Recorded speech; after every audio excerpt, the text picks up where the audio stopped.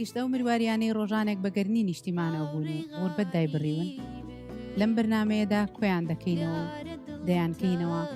بەگەرنی نیشتیمانەوە گەر بۆ چەند ساتێکیش بوو. میوانی ئەمجاری بەرنامەی مروارەکانی غوربەت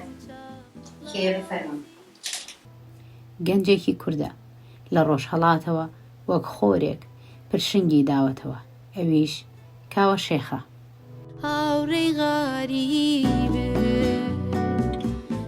لە ئاخیری هەشتاکانەوە تا ساڵی 2000 وەمانە هەرسێکی ئیشەکەم کردو، هەم ژەنیار بووم، هەم کاری موزیکم کردو، ئارانژ و تەوزیعات و ئەمانە تەنزیم، هەم ئاوازدانەریش. ئەتوانم بپرسم ئەلێمنتەکانی گۆرانی کوردی چین؟ تۆ چ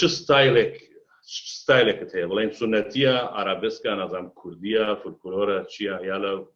غەربیە، جازە، بلوزە، ڕۆکە، فانکە، کامەیە؟ ئایا ستایلی سونەتی ئەتوانین شانازی پێ بکەین بڵێن ستایلێکی کوردیە؟ پرسیارێکی جوانە. لە دوای شۆڕشی ئێران ئەمە لە ئێران دروست بوو، ئەمە موزیکێکی ئێرانیە، حتا ئێرانیش نییە، ئەمە موزیکێکی ئازەریە. ئەڵێ من حەزم لە کلاسیک نییە. بە منتانەوە موزیکی تۆ دیسپۆزبڵە، یەکبار مەسرفە، کەچی موزیکەکانی ئەوە هیچ کامی نەماوەتەوە، بەڵام موزیکەکانی من هەمووی ماوەتەوە، نەک یەکبار مەسرف، بە هەزاران بار مەسرف کراوە هەر ماوەتەوە. مامۆستاکان زۆر جار هەڵا ئەکەن لەسەر مامۆستایەتی خۆیان، لەسەر ڕێبازێکی هەڵا هونەری کۆپی باشە یا خراپە؟ داهێنانەکە، شتێک دروستەکە، ئەم شتە ئەبێ بە ئەو شتێکە پێڵێن intellectual property ئەم کەسە. بڕوان ناکەم ئەوانە ببێتە قاڵبێکی دزیەوە. تۆ تابع ئەتوانی وەرگری. ئاوازدانەری کورد توانای ئاوازدانانی نییە، یاخود لە گوێگری باش بێهیوان و ئاسی ڕۆشنبیری گوێگر نەزمە. لە ڕاگەاندن پێی دەوترێت دەسەڵاتی چوار. دەسەڵاتی چواریش ئەوەی ئێمە لە سەریما خوێندێتەوە لێی شارەزام دەسەڵاتی چوار زۆرترین دەسەڵاتی هەیە. ئەمە بووە بە شتێکە پێڵێن بە ئینگلیزی vicious circle، ئەمە بە دەوری خۆیان و تۆپەڵە بەفر هەر گەورە بێتەوە. کاکاوە بەڕێستان کارتان لە سەریەکێ لە کارە هونەریەکانی گەورە هونەرمەندی کورد ناسری ڕەزازی کردو بە ستایڵێکی بلوزە. باشە، پرسیارەکەی من لێرەدا ئەوەیە، کاوە شێخ بلوزت کورداندووە یاخود با بڵێن موتوربەی کارێکی ڕۆژئاواییت بە ڕۆژهەڵاتی کردووە؟ ئەتوانی باسێکیەوەمان بۆ بکەی؟ بەڵێ، کاتی خۆی کە ئێمە ئەو گۆرانیە 25 ساڵەوە پێشویستمان بیکەین، من هەستم کرد کە ئەمە چونکە حاڵەتێکی شافڵی تایە ڕیتمەکەی، شافڵ یانەی بۆ ئەو کەسانێک کە نازانێن ئەو ریتمەی کە بڵێن سێدانە هینی تایە، تریۆلەی تایە سێدانە، بڵێن دوودانە ئەوە ئەم گۆرانیە چونکە ئەو حاڵەتی تیا بوو، من نوتم بە بتوانین ئێمە ملۆدیەکەی تێکەڵ بکەین، وەکو خۆتەڵەیانی بڵێن ئاوێتەیەکی بلوزی بکەین کە بەس ستایلەکەی ببێ بە بلوز، چونکە گەنا گۆرانەکە خۆی ملۆدیەکەی بلوز نییە، ینی ملۆدیەکە میجرە و بلوزێکی وانیە، بەڵام ئێمە وامان کرد کە بڵێن ستایلەکەی دەوروبەری غیلافەکەی بکەین بە بلوز. لەو بەشەی بیدایەتەکانی یا لەو جێگانەی کە سۆلۆکانە کە ملۆدی گۆرانی بێژەکە نییە، لەو بەشانە ئێمە محاولەمان کردووە بەنەوەیەک 12 بار بلوز بێ لەسەر ئەو حاڵەتانە بێ کە بڵێن ئاکۆردەکانی بڵێن تۆنیکا و سوب دومینانت بێ، یعنی 1 و 4 و 5 و حوتی لەگەڵا بێ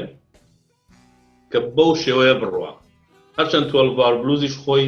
ئەنواعی هەیە،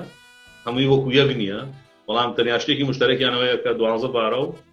ئیتر لەبینی بڵێن تۆنیکا و سوب دومینانت یا ئینترڤاڵی 1 و 4 و 5 هەر دەو بەینا ئاسوڕێتەوە. ئێمەش هەوڵماندا کە وابێ، بەڵام خۆب لەگەڵ گۆرانیەکە ئەوە ناکرێت، چکە گۆرانیەکە ملۆدیەکی کوردی ناکرێت بڵێن وا تەنزیمیکێکە ئیلا 12 بار بلوز، چکەیتر کۆردەکان لەگەڵ ملۆدیەکان ناکرێت. بەڵام تاوجێکە پێمان کردمان، بەڵام تەوەکو ئاوێتەیەکە، ینی بلوز نییە، چکە ملۆدیەکە بلوز نییە، ملۆدیەکە کوردیە، مۆسیقاکە بلوزە.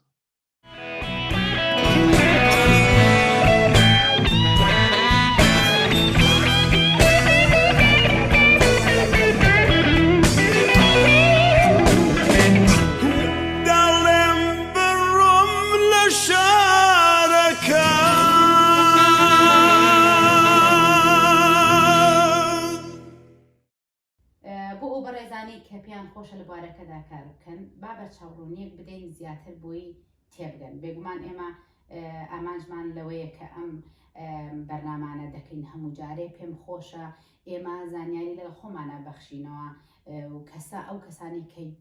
گوێبیستمانن یاخود بینەرمانن بیسەرمانن سوودمان لێ ببینن. باشە باوای دانێن ئێمە لە تاقیگەیەکەین بەڕێستان مامۆستا و من خوێندکارم گۆرانیەکی کوردی دێنم دەمەوێت بیکەم بە گۆرانیەکی جاز سەرەتا گۆرانیەکی کوردی دێنم کە ئیقاعێکی 6 لەسەر 8 هەبێ پاشان ئامێرێکی ساکسیفۆنی بۆ دێنم لەگەڵی عازفکە کە زۆر کەزوا دەزانن هەج عازف ساکسیفۆنێک عسفی کرد لە گۆرانەکانە جازەکن بووە لێ وانە نەخێر بەڵام با ئێمە هەر بەردەوام بین لە تاقیکردنەوەکەی خۆمانە گۆرانیەکی کوردی ئیقاعێکی 6 لەسەر 8 ژەنیارێکی عازف ساکسیفۆن کەمێک ئیقاعی گۆرانەکە زیاتر خاو دەکەینەوە بڵێن ئەیکەین بە بالات فڵچەی بڵێن برەشی درامەکە بەکارێنین کە ئەوە مودێکی جازی دەداتێ یاخود کەگە گوێ لە مۆسیقای جاز بگری گوێ بە تایبەتی لە درامسەکەی بگری ستیکەکان بەکار نایە بەڵکو فڵچەکەی بەکارێنێ ئەی خشێنن بەسەر درامەکەیە. من وەکو خۆم کە گۆرانی بێژم سینکەپەی تێکەم گۆرانەکان بڵێن سینکەپەیشنی زۆر تێکم لە بینەکانە با بڵێن نەک زۆر بڵێن بەپی پێویست سینکەپەی تێکەم چەند کۆردێکی 7 و 9 و 11شی تێکەین بەپی پێویستی گۆرانەکە کە پێویستەکە بۆی دانین. ئایا ئەم گۆرانیە دەبێتە جاز خۆی مشکلەکە ئەوەیە ئەگەر ئینسان بەحسی جاز بکە خۆی جاز ئەنواعی جازی هەیە ینی ئەنواعی شێوازی هەیە و ئەو بەشانەی کە بڵێن مربوطە بە بلوز و ئەو بەشانەی کە مربوطە بە بڵێن ستایلەکانی تر وەکو بڵێن لەسەر حاڵەتی مۆداڵ دروست بووە یا لەسەر حاڵەتی بڵێن شەرقیەکان دروست بووە ئەمانە هەمووی ئەکسپریمنتە ینی هەمووی تەجروبەیە کە کراوە و ئەگەر تەجروبەیەکی واش بکرێ کە شتی کوردی تێکەڵی جاز بکرێت تێکەڵی بلوز بکرێ خۆی زۆر باشە من هەموو کاتێ لەگەڵ ئەوە هەم کە ئەوە بکرێت بەڵام جاز چونکە خۆی هەم جازیش و هەم بلوزیش چونکە مێلۆدیەکانی ئەوەی کە لە بیدایەتەوە کە مێلۆدیەکە ئەگەر مێلۆدیەکە شێوازێکی کوردیانەی هەبێ شەرقیانەی هەبێ کە قاڵدرمەیە زۆرتر ینی وەکو پلیکانەیە چونە سەرەوە هاتنە خوارەوەکان مێلۆدیەکان تۆنەکانی بەدوای یەکەوەیە یا بەرەو سەرەوەچی یا بەرەو خوارەوە دێ تۆنی لای یەکە و سکێڵەکان عادەتەن ماینەرە و یاگەر مێجەر بێ هەوان بڵێن ئەو حاڵەتی پێنتاتۆنیکەی کە 5 تۆنیە یا بلوز سکێڵ یا ئەوەی کە لە ڕۆک و فانکۆمانە بەکارە برێ کە بەسەر 2 تۆنە باز ئەدەن لێی نادەن ئەو 2 تۆنانە کە ئەوە حاڵەتێکی وەکو 5 تۆنی دروستەکان کە ئەوە زۆرتر ئەیکا بە بلوز و بڵێ نیوتۆنی تری پێزیاکەن کە لە لای ئێمە نییە بڵێن تۆنی لێلا ئەبن تۆنی تری پێزیاکەن کە ئەو تۆنەی کە لای ئەبن لای ئێمە زۆر مەرغوبە کەوان لێ نادەن ئەو تۆنەشی کە بێزیاکەن لای ئێمە بە هیچ شێوەیە لێ نادرێ مەمنوعە یعنی ئەمە واکە کە ئەو میلۆدیانە ئەوەنە جیابێتەوە لە یەکتر حاڵەتەکان و موتیڤەکان و تابعەکانی کەیتر بڵێن میلۆدیەکە لە بیدایەتەوە نابێ بە جاز و نابێ بە بلوز ئەوە میلۆدیەکە بەڵام جیا لە میلۆدیەکە لەسەرەوەی میلۆدیەکە ئاکۆردەکانی و هارمۆنی و بڵێن حاڵەتەکانی ریتمەکەی و شافڵەکەی و هەموو ئەو شتانەی ئەتوانی بکەی بە جاز یعنی غیری میلۆدیەکە هەموو شتێکی تر ئەتوانی بکەی بە جازێکی دوای بکەی بە بلوز ئەتوانی بکەی بە فانک ئەتوانی بکەی بە ڕۆک هەمووی ئەکرێت ئێمە کێشەکانمان تا ئێستا ئەوەی کە بڵێن نەک کێشە ئەوەی کە نەکراوە ئەوەیە کە میلۆدیەکان کامپۆزیشنەکە لە بیدایەتەوە کامپۆزیشنێکی شەرقیە کە کامپۆزیشنی شەرقی بوو ئیتر ئەمە ئەو تابعە نادا یعنی تۆ تابعانی خەریبی وەکو بڵێن ڕەنگی بکەی و قاڵبی پێ بدەی و غلافی بۆ دروستکەی بە جاز و بلوز میلۆدیەکە ئیتر هەو نییە کێشەکە دایمە لەوایە ئەگەر میلۆدیەکی شەرقی بێنی هەموو شتێکی تری لە مشترک بێ لەگەڵ جاز و بلوز بەس میلۆدیەکەی فەرقی هەبێ ئیتر تۆ پێشەوەی گۆرانی بێژەکە دەست پێ بکە لەوانەیە هەست بکە ئەمە جازە یا بلوزە چونکە هەموو شتێکی وایە بەس کە گۆرانی بێژەکە دەستی پێکرد ئیتر گۆرانی بێژ ئەبێ بە کوردی ڕێگایەکی ترەوەیە کە گۆرانی بێژەکە هەر لە بیدایەتەوە نەک ملۆدیەکی شەرقی بێنی ملۆدیەک دروستکە هەر بە کوردی هەر لە بنەڕەتەوە ملۆدیەکە تۆ لەسەر ئەساسی بلوز سکێڵ و لەسەر ئەساسی سکێڵە جازەکان دروستی بکەیت ئەو کاتە ئیتر ئەمە شتەکە بەس ئەو کاتە بەس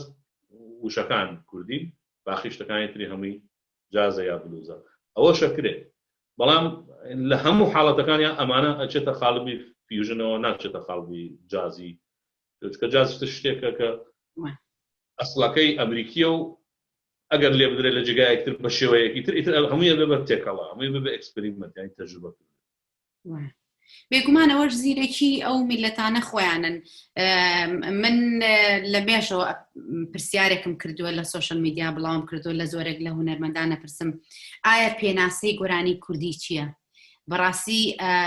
وەڵامێکی وام دەست نەکەوتووە ئەتوانم لە لێرەوە لە کاکاوە پرسم ئایا پێناسەی گۆرانی کوردی چییە؟ پێناسەی گۆرانی کوردی من پێم وایە مێلۆدیەکانیەتی مێلۆدی و موتیڤی کوردی ئەو پێناسەی پێبەخشێت کە تەنیا شتێکە من بتوانین جایکەینەوە لە دەوروبەرەکان یا لە هەموو دنیا ئەو نوع مێلۆدی و موتیڤەیە کە ئێمە هەمان چکە ئێمە بەس پێشتر لە زمانێکەوە کە بڵێن موزیکی فۆلکلۆرمان هەبووە بە تەنیا مێلۆدیمان هەبووە تر هیچ حاڵەتێکی ترمان نەبووە هەروەها کە موزیکی میلەتانی تریش هەروە بووە پێشتر بە تەنیا مێلۆدی هەبووە و ئەو مێلۆدیە تابعەکەی چۆنە ینی چوونە سەرەوە و هاتنە خوارەوەکەی سکێڵەکەی چۆنە ئەوە دیاریەکە کە بڵێن هینەکەی چییە کە هیچی میلەتێکە چونکە هەر بە دەوروبەری ئێمە یا هەر لە ناو خودی میلەتی ئێمە کرمانجی جایە بادینی جایە سۆرانی جایە هەورامی جایە هەموو ئەمانە حاڵەتەکانیان جایە بەڵام ئەوەی کە ئەیکا بە کوردی کە من پێم وایە شتێکی موحەدی کوردی کە بڵێ ئەمە کوردیە وانە ئەبێ بڵێ ئەمە کوردیە و سۆرانیە یا ئەمە کوردیە هەورامیە یا ئەمە کوردیە بادینیە ئەمە کوردیە لاوک ئەمە کوردیە حەیرانە ئەمانەی کە پێشتر وتراوە من لە مقابلەی تریش وتومە ئەوانەی کە پێش ئەوەی کە رادیۆ و تەلەڤیزیۆن و گرامافۆن و ئەوانە و بێت کە تێکەڵ پێکەڵ بێبەیەکەوە هەمووی پێش ئەوە لە هەر گوندێک و لە هەر عەشیرەتێک چۆن گۆرانیان وتووە لە سەدان ساڵەوە پێشەوە ئەوە پێناسەی گۆرانێکمان ئەگەر گوێلەوە بگرین ئەوە ئیترەوە مێلۆدیەکی کوردیە و دیارە ئێستا تۆ لە هەورامیە قەت تۆ ناتوانانی هەورامی گوێلێ و پێدوا بێ فارسیە یا پێدوا بێ عەرەبیە شتیوانیە دیارە یەکسەر دیارە ئەوە چکە ئەوان بە ماونەتەوە نە عەرەبێنراون نە فارسێنراون نە ڕوبعی تۆنی تێهاتووە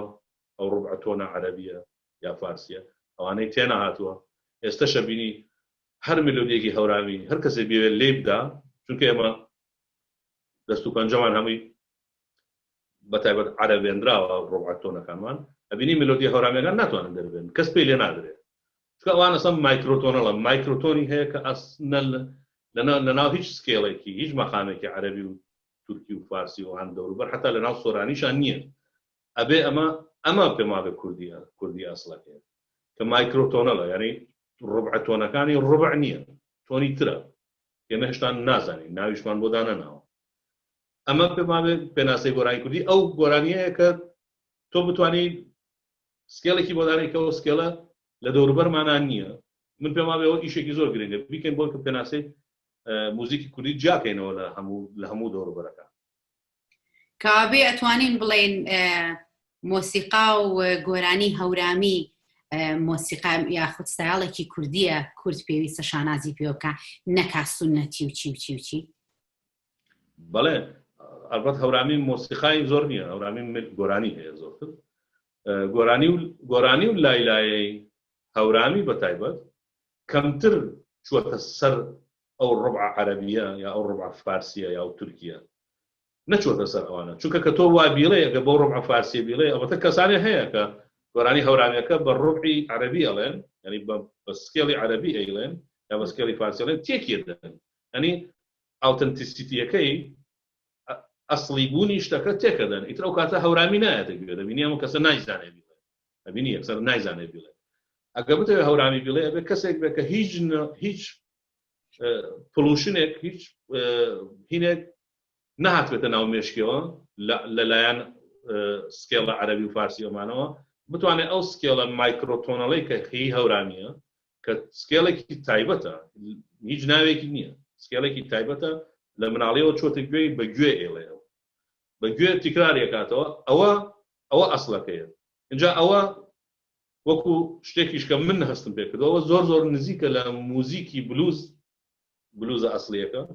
کە لە ئەفریقاوە هاتووە زۆر نزیکە لە مۆسیقای سینی زۆر نزیکە لە مۆسیقای سامی لە بڵێن هینەکانی سوید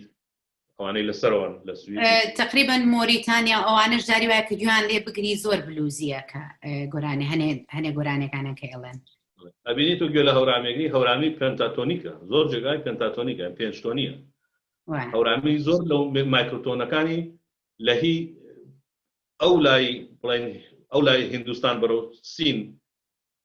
لەو منتەقەیە ئەچێ زۆرتر هەتا لە عەرەبی یعنی هیچ هەورامی هیچ شتێکی لە عەرەبی ناچێت گوێ لێ بگری هیچ شتێکی لە عەرەبی ناچێت حتا هیچ شتێکی لە فارسی ناچێت کە هەورامی لە وەکو زمان زۆر نزیکە لە فارسی بەڵام وەکو موزیک وەکو گۆرانی خوێندن لە هیچ ملەتێکی دەوروبەری خۆی ناچێت من پێم وایە ئەوە کوردی ئەسڵە ئەوانی تر هەمووی سۆرانی ئەومانە تێکەڵ بوون بە یعنی وای داهاتۆ سۆرانی حتا عەزفەکانیش یا کابرا سۆرانی لێدا لەسەر ستایلی سنەتی ینی ڕوبعەکان و ویبراتۆ و گلیساندۆ و هەموو بڵێن داینامیکەکەی کردووە بە فارسی سۆرانی لێدا بەڵام بە فارسی وەکو وانەی کە کوردەکانی ئێران کە زۆربیان شت لێدەن حتا گۆرانیبێژەکە دەست پێەکە نازانێ ئەمە فارسی یا کوردی دلەیەکی جا ناکەیتەوە یا ئەوانەی کە کردویانە بە عەرەبی یا ئەوانەی کە کردویانە بە تورکی کە حتا شێوەی ئامێرگرتنەکان و شتەکانی ژامی بوو ویبراتۆمی بۆ بە کوردی بۆ بە تورکی گلیساندۆشەکان یعنی ئەوانە تێکەڵی ئەم میلەتانەی دەوروبەر بووە ئەو شتە سۆرانیەکە حتا کە ئەسڵەکەی شێوێنراوە دیار نییە نازانی چۆن ئەبێ چۆن بوو بێ ئەمە 500 ساڵەوە پێش 1000 ساڵەوە پێش ئەبێ چۆن بوو بێ ئەم سۆرانی خۆ سۆرانی شتێک بووە وەکو هەورامی سۆرانیش لاوەک و حەیران و ئەمانەی هەبووە ئێستاش هەیەتی بەڵام موزیسیەنەکان بەداخەوە گۆرانیبێژەکان باشترن لەم حاڵەتە ینی پاراستویانە ئەسڵی بوونەکەی بەڵام موزیسیەنەکان ئەوانیان حەز لێ بووە تێکەڵی موزیکی فارسی و عەرەبی و تورکی بکەن موزیسیەنەکان دەستێکی باڵایان هەبووە لە شێواندنی ئەسالەتی کوردیەکە باشە ببەخشە ئەتوانم بڵێم ڕەئی کاکاوە شێخ دەبێت بۆ لە مەودووە یاخود ئامۆژگاری کاکاوە شێخ بۆ ئەو کەسانەی کە بەدواداچوونەکەن کە بڵێن بەحسی مەیدانی بۆ مۆسیقا و گۆرانی کوردیەکەن یاخود هونەری کوردی لە باشوورەکەن یاخود نازام هونەری کوردی بە عام کە دەکەن یەکسەر بگەڕێنەوە ئەسڵی هەورامان بۆ ئەوەی چۆنەڵی سەرچاوەیەکی باشیان دەستکەوێت لە هونەری کوردیە بەڵێ هەورامان بەداخەوە هەورامان یەکێک لەو کەمترین جێگانەیە کە وەکو خۆی ماوەتەوە ئەبوا سۆرانیش و بادینیش و مەڵێ موکریانیش و کرمانجی و ئەمانە هەمووی ئەوانیش وەکو خۆیان بمایەنەوە بریا ئەوانی جواب بمایەنەوە چکە ئەوانیش هەر هەیەنە بەڵام هەورامان کەمترین تەسیب چکە هەورامان چکە پێیان لێ نادرێ یعنی ئێستا عەرەبێ بێنی فارسی بێنی تورکی بێنی بە هیچ شێوە ناتوانێت مۆسیقای هەورامانی پێ لێ نادرێ ینی بۆی دروست نابێت بۆی دەرنایە بۆی نەیانتوانێت بە تەسیری سەردامێت ئەوەنەی فەرقە لەگەڵان بریا ئەوانی تری شەڕوا بووان بەڵام ئێستا گەی کەسێ بگەڕێ با لە هەورامانەوە دەست پێ بکات دوایی وردەوردە بگەڕێ بە دوایەوە کە لە هەورامان کە بێ بەملاوە یان لە سۆران و موکریان و بادینان و ئەمانە لەسەرەوە کرمانجەکان ئەوانیش ئەسڵەکانیان چۆن بووە ئەوانە بدۆزینەوە بەداخەوە موزیسیەنەکان بەجێوەی بەدوای ئەوە بگەڕێن ئەوەنە هەوڵیان داوە بۆ خۆشی و زەوقی خۆیان چۆ خۆیان حەزیان لە فارسی یا تورکیا عەرەبیە و معجبن بە شێوازی ژەنینەکانی ئەوان ئیتر هەوڵەدەن تەقلیدی ئەوان بکەن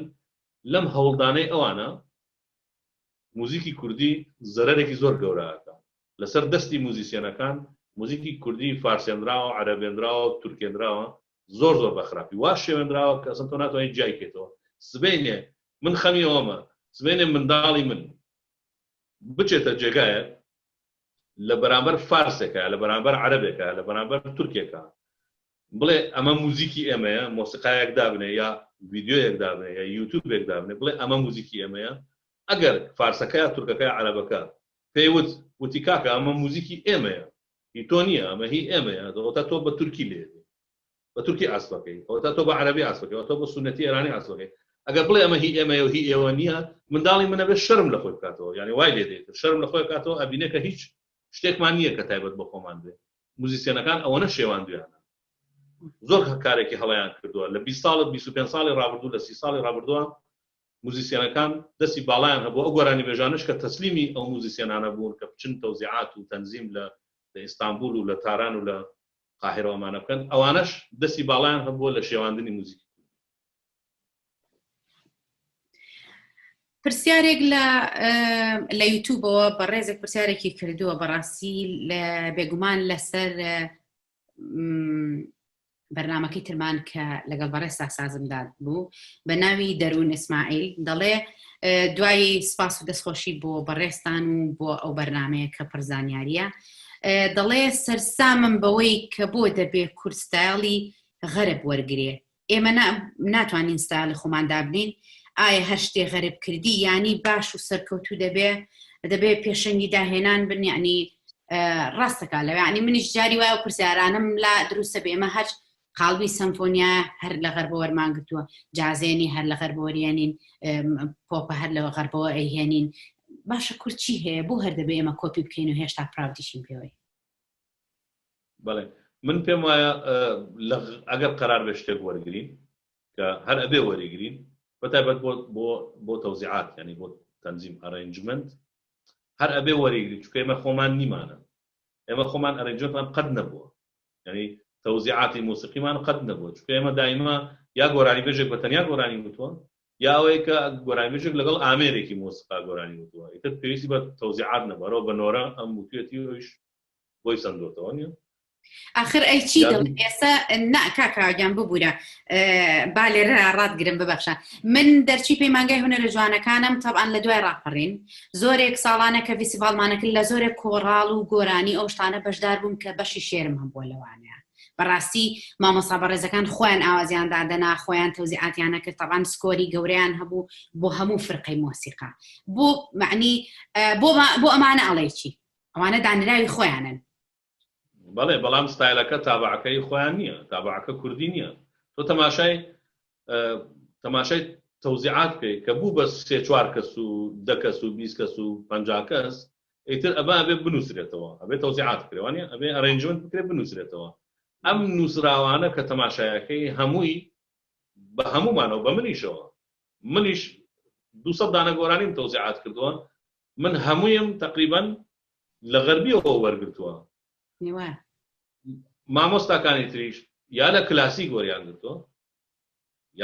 وەریان گرتووە یا تێکەڵەیەک بووە لە بینی کلاسیک و شتە شەرقیەکان یا لە فارسی وەریان گرتووە یا لە تورکی یا لە عەرەبی یا لە کلاسیک یا لە مۆسیقای مۆدێرن ئێمە هەمومان وامان کردووە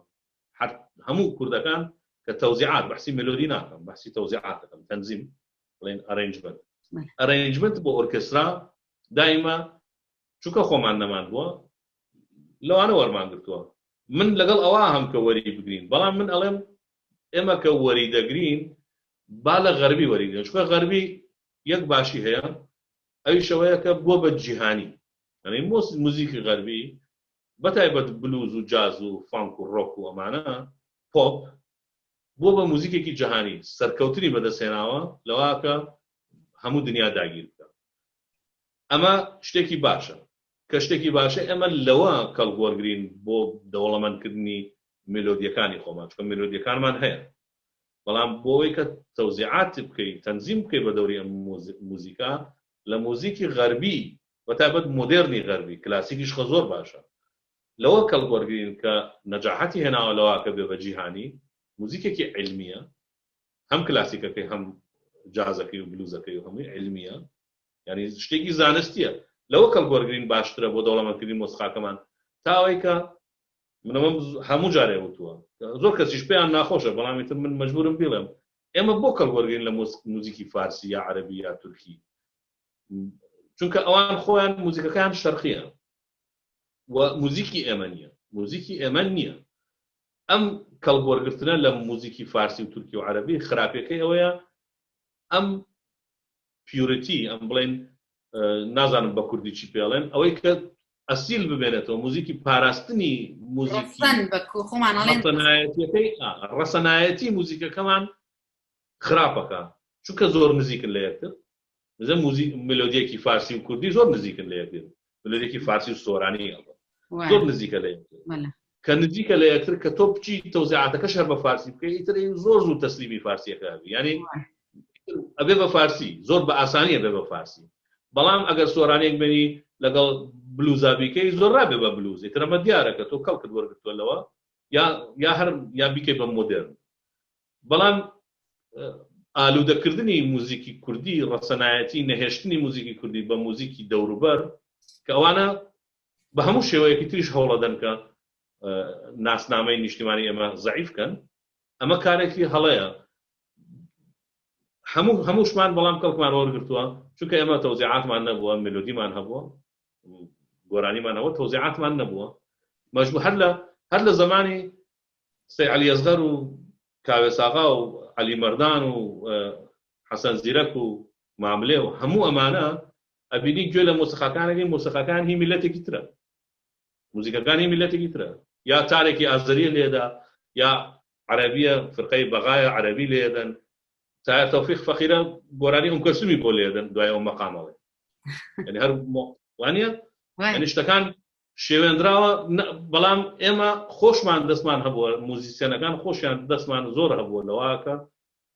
ڕەسەنایەتی موزیکی کوردی کەم بکەینەوە ئاخر هەز ناکەی کاکاوە هەنێک زانیاری لەسەر ئەو شتە نییە بۆ نمونە ئێستا ستیڤی وەندە بڵێن کە ئەڵێ لەسەر ستێج هەر بۆ وای ناوە ستیڤی وەندە یعنی ستیڤی الرائع یعنی نازانم منیش بە کوردی ئەو وشێم بۆ ئێستا بەردەست نابێ بڵێن لەسەر بەڵێ بسەبت بلیمەت ئەڵێ لەبەرەوەی بۆ نمونە خۆی کابرایەک بۆ زۆرینەی کارەکانی بە ئیقاعێکی ڕغی کردووە ئازب نازانم یەکێ لە ئاسفەکانی پاپ بووە یەکێ لە ئاسفی فلوتەکەی بۆ نمونە جاز بووە نازانم ئەم یعنی هاتووە ئەڵێن ستیڤی وەندە گۆرانەیەکی پۆپی ڕۆکی ڕغی جاز وتووە بەڵام لە کوردیا چونکە نایزانین لەگەڵ ڕێزما بۆ هەنێک لە لەوانی کە ئەو قسانە دەکەن ئەڵێ وەزەڵاتەیە کە تۆ باسیەکەی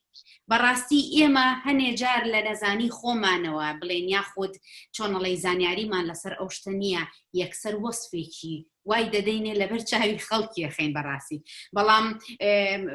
بە نمونەی ستیڤی وەندە کە باسم کرد بەڕاستی وایە هەر ڕێک لەسەر ستێجیش کە چۆنەڵێ ئەدائیشەکە هەموو بینەر بەلای خۆیان ڕاکێشێ بەڵام تەنانەت گوێگرەکانیشی ئەوەنە بە زیرەکی و گوێگرن ئەزانن ئاسفەکانی چ ستایڵێ ئاسفەکە و ناڵێن وەڵا هاتووە ئەم ستایڵی شەواندووە ئەڵێ نەخێر هاتووە ئەم ستایڵانەی تێکەڵ کردو شتێکی جوانی لێ دروست کردووە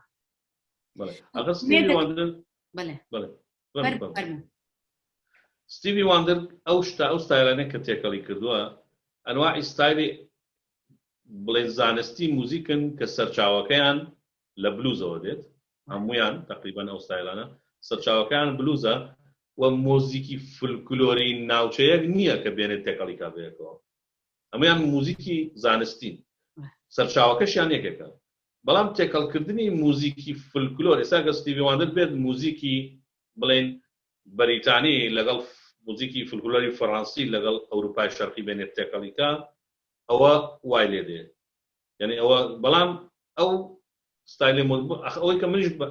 باسم کرد پێشتر ئەوەیە کە با ئێمەش لەو ستایلانە بەکاربێنین چکە ئەو ستایلانە ینی سەرکەوتنیان بەدەستێناوە لە دنیا ئێمەش بابین فانک و ڕۆک و جاز و بلوز تێکەڵکەین لەگەڵ کوردیا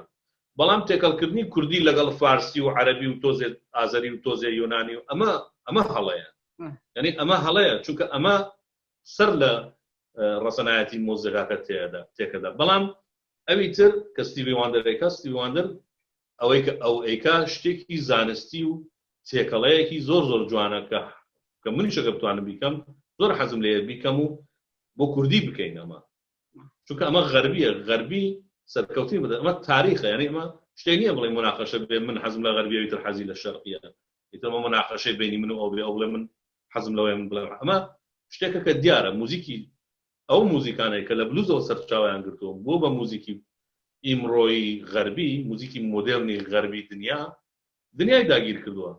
لە خۆراخۆ هەر شتێ ناتوانێت دنیا داگیر بکە. زمانی ئینگلیزی خۆ لە خۆرانە بۆ بە زمانێکی کە هەموو کەسێک قسەی پێەکە چونکە زمانێکی کە قابلیت و توانایی ئەوەی هەیە کە بێ بە جیهانی. موزیکی غەربی شەروایە بریایمە بماتوانین ستیوی واندرێکمان هەبوایە بە کوردی ئەو شتانەی بکردایە لەناو کوردی. بۆ لە مۆدواقەی چێکە کاکە بەڵێ ئەڵم بۆ لە مۆدواقەی چێکە ئینشاڵا بۆ لە مۆدوا بتوانین ئەم کارانە بکەین بەڕاستی. باشە من یەک دیقەتی یەکشتی ترم داوە با بیکەم بە دوایین پرسیاری بەرنامەکەم. ئەگەر کەسێک بڵێن بە فرقەی ئۆرکەسترا گۆرانیەک ئەڵێن واو هەمووی کۆمنت و دەستخۆشی بۆ هینەکە سەیرەکەی لە کاتێکە بەڕێستان بۆن منە با بڵێن ئێمە هەر باسی خۆمان بکەین من و تۆ گۆرانیەکەکەین خۆشترین گۆرانیە بە تەنها کیبۆردێک کردوتە ئەتوانی بەقەدر فرقەی سەمفۆنیا تۆ تەوزیعاتت بۆ داناوە. باشە سەیرەکەی ئەوەنەی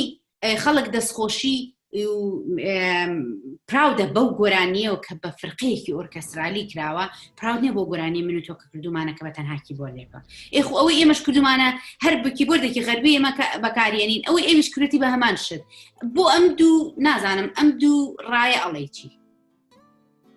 بەڵێ خۆی من پێم وایە ئەگەر موزیکێک ئۆرکێسترا بیکە خۆی باشترە لەوەی کە یەک کەس بیکات لەبەرچی لەبەرەوەی کە ئۆرکێسترایە گە بریتێ لە 50 کەس 50 ڕۆح ئەچێتە ناو ئەم موزیکەوە 50 زەوق و ڤیبراتۆ و قەوس و مێشکی ئەم کەسانە ئەچێتە ناو ئەم موزیکە یێتە دەرەوە شتێکی جوانتر دەرچێت حەیویەت و حاڵەتێکی زیندووترە ئەوە بڵێ بەڵام ئەوە لەسەرەوە ڕاوەستاوە کە تۆ چی ئەنووسیتەوە بۆ ئەم 50 کەسە ئەگەر ئەم 50 کەسە هەموو یەک خەتی هەیە هەموو یەک شت لێە وەکو بڵێن فرقەی کەلسوم 50 کەس دانیشتووە هەمویان یەک شت لێیە یعنی 50 کەس بێ و 5 کەس بێ و 500 کەس بێ هیچ فەرقێکی نییە بەس ئەوەیە دەنگەکە قەبەترە بێتەوە تێکەڵ پێکەڵترە بێ ئەنواعی تیمبرە و تێکسچرە چێتە ناوی بەڵام ئەگەر بڵێن تۆ توانین کوارتێتێکیش بنووسیتەوە 4 کەسە بەڵام بەقەت 100 کەس هارمۆنی و ملۆدی و موتیوی جوانی لێتە دەرەوە لەسەر ئەو ڕاوەستاوە کە کێ ئیشەکە وە چۆن ئەیکەی وە چەند ئیسفادە ئەکەی لەم کەسانەی کە دانیشتوون یا لەم کیبۆردەی کە دانیشتوون چەند ئیسفادەی لێکەی وەکو ئەو شتانەی کە لەباری زانستیەوە تۆ بێت بیکەی بۆ موزیک کە موزیک کە موزیک شتێکی زانێ علمە یعنی ئاوازدانان زەوقە شتێکە بە زەوقە کرێ کۆمپۆزیشن یعنی ئاوازدان بەڵام کە لە ئاوازدانانەوە چووە مەرحەلەی ئەوەی کە تۆ تەوزیعات بکەی ئەرێنجمنت بکەی ئیتر ئەوە علمی پێویستە ئەبێ علمەکەیتە بێ جالەوەیکە بە زەوقت هەبێ ئەبێ علمیشت هەبێ کە بزانی ئەمانە چۆن ڕێکخێ بێتەوە ئەمە ئەگەر تۆ بە شێوازێکی علمی بیکەی اینجا بە کیبۆردێ بیکەی یا 100 کەس دانیشت لێ بدا بەڕای من هیچ فەرقێکی نییە 100 کەسەکە تەبعاً حەیوێتی جوانترە لەبەرەوە سەبەبان نێومان بەڵام زۆر گرینگە کە تۆ چی ئەنووسی بۆ یعنی چ موزیکێک دانێ ئەوە لە هەمووی گرینگترە ئەگەر قابلیەتی ئەوەی هەبێ کە بچێتە ناو گوێی خەڵکەوە لە باری زانستیەوە شتێکی باش بێ و مە بە مستەوا بێ ئەوە باشە ئیتفاق ناکە بەچی کراوە بۆ ئۆرکێسترا کراوە بە کیبۆرد بەڵام خەڵکی تر زۆرتر ئەو شتەی ئەیبینن لە بەرچایانە زۆر بە گوێ ناگرن بزانن کوالیتیەکەی میوزیکل کوالیتیەکەی چۆنە چەند ئاستی بەرزە بەڵام ئەوەیە کە قەرەباڵق بێ هەرچی قەرەباڵق بێ پێیان مهمترە ئەوە کارێکی هەڵێ زۆر سپاس بۆ ڕوونکردنەوەکانت سپاس بۆ کاتی بەڕێستان لە کاتم گەتی کاکاوەگیان ئێمە بەداخۆ هاتینە کۆتایی بەرنامەکەمان ئەگەر هیچ شتێک ماوە جێمان هێشت بێ لە بیرمان چوو بێ یاخود باسمان نەکرد بێ تکایە سەربەست بە لە باسکردنیە من زۆر سپاسی جەناب دەکەم زۆر پێ خۆشحاڵم کە ئەوە احتیمامە دەی بە باسی علمی زانستی بەوەی کە ئێمە بتوانین شتەکان ڕوون بکەینەوە دەست نیشان بکەین هەڵەکان لەکوایە بۆی کە بە هەمومان بتوانین چارەسەریان بکەین زۆر سپاس بۆ بەرنامە سپاس بۆ بەڕێزیشتان سپاس دووبارە کە گەورەتان کردین لە بەرنامەی مروارەکانی غوربەتا لەگەڵمانە بەشدارن خۆشەویستانم من هاتمە کۆتایی بەرنامەی مروارەکانی غوربەت هەتا بەرنامەیەکی تر و دەنگێ مرواری نازداری تر لە غوربەتەوە پێتانەڵێن بە نیازی دیداری زوو خواتان لەگەڵ. روحت أكيد